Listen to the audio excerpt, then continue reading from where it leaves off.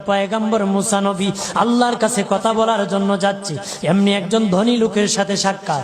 ধনী কয়, মুসা রে, ও মুসা, আমার এত ধন হিসাব রাখতে পারি না, আল্লাহরে জিগাইবানি কি করলে আমার ধন কমবে? মুসা নবী কয়, ঠিক আছে জিগাইব।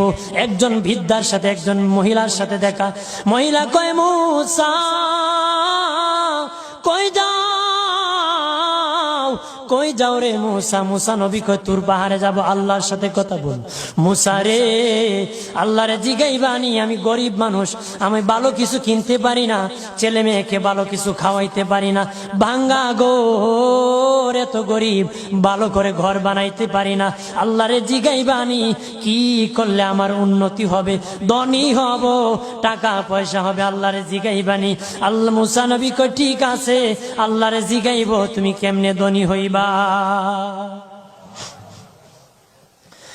আল্লাহ নবী মুসা নবী তিন রাস্তার মোড়ে যা দেখে একটা লোক বসে আছে, তার দুই হাত নাই, দুই পা নাই, দুই হাত নাই, দুই পা নাই।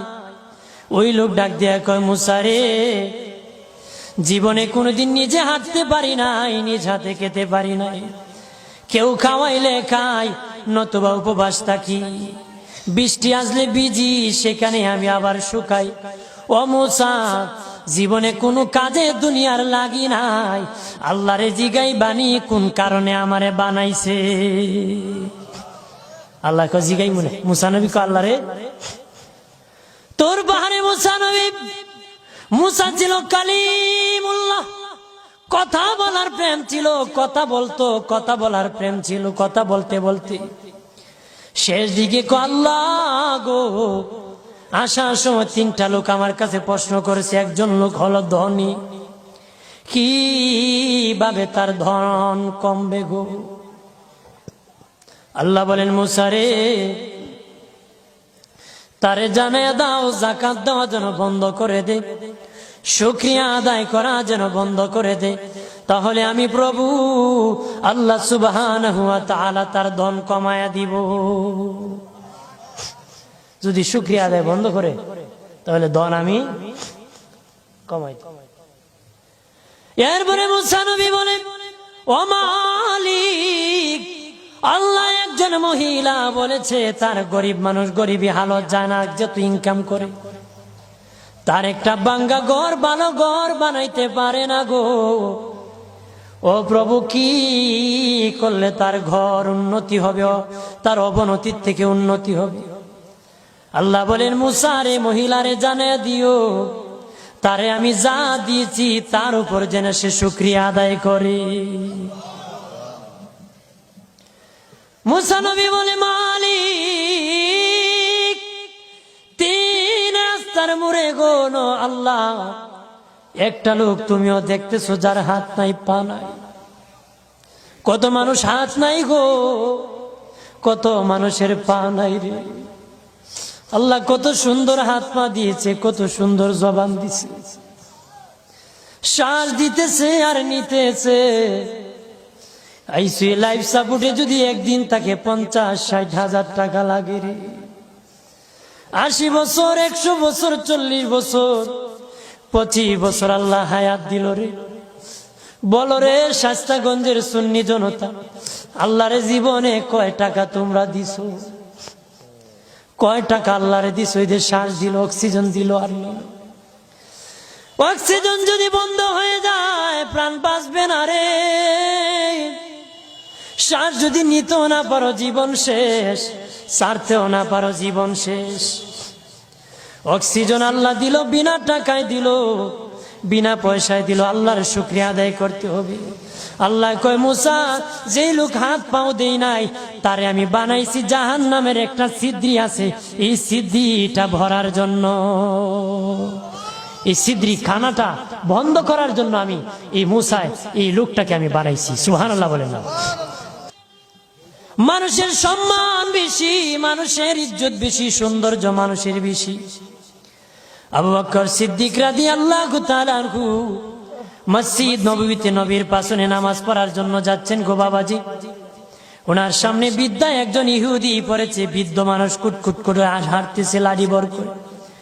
উনি দেখলেন যদি এই বিদ্যার পিছনে হাঁটেন, মসজিদ নববীতে নবীর পিছনে জামাত নামাজ পাবেন না। আর যদি ধাক্কা দিয়ে চলে যান, মুরব্বীর সাথে বেয়াদবি হবে। আবু বকর সিদ্দিক রাদিয়াল্লাহু তাআলা আনহু আদব দেখাইয়া মুরব্বীর পিছনে আস্তে আস্তে আস্তে আস্তে হাঁটতেছে। মানুষের সম্মান করলে আল্লাহ কত খুশি হয়, আর মানুষকে যে আল্লাহ সুন্দর করে বানায়। আল্লাহ নবী মসজিদ নববীতে সে রুকুর মধ্যে চলে গেছেন, রুকুর মধ্যে চলে গেছেন। রুকুতে কের মধ্যে চলে গেছে? জোরে বলেন। রুকুর মধ্যে চলে গেছেন আল্লাহর নবী। আমার আল্লাহ জিবরিল আমিন পাঠাইয়া নবীকে সংবাদ জানায় দিলেন, ও নবী, আপনার আবু বকর সিদ্দিক আমার এক সৃষ্টি বিদ্যাকে সম্মান দেখাইতে আসতে দেরি হতেছে, আর সে আস্তে আস্তে আপনি রুকুর থেকে উঠে গেলে 1 রাকাত নামাজ পাবে না। নবী গো, রুকুর মধ্যে আপনি পড়ে থাকেন, আবু বকর সিদ্দিক যখন আগমন করবে তখন রুকু থেকে সোজা হয়ে দাঁড়াবে। জোরে বলে।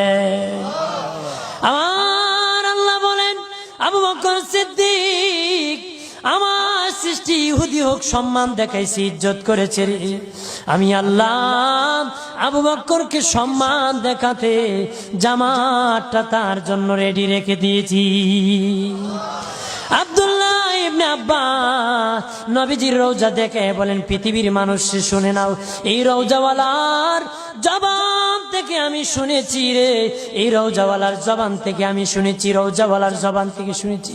নবী বলেছেন, কোন বৃদ্ধ মানুষ যদি একটা গাঁটি নিয়ে দেয়, কেউ এগিয়ে দেয়, লাঠি পরে যদি উঠাইয়া দেয়, বৃদ্ধ মানুষ হাঁটতে পারে না, ধরিয়া ধরিয়া বাড়ি পর্যন্ত পৌঁছায়া দেয়।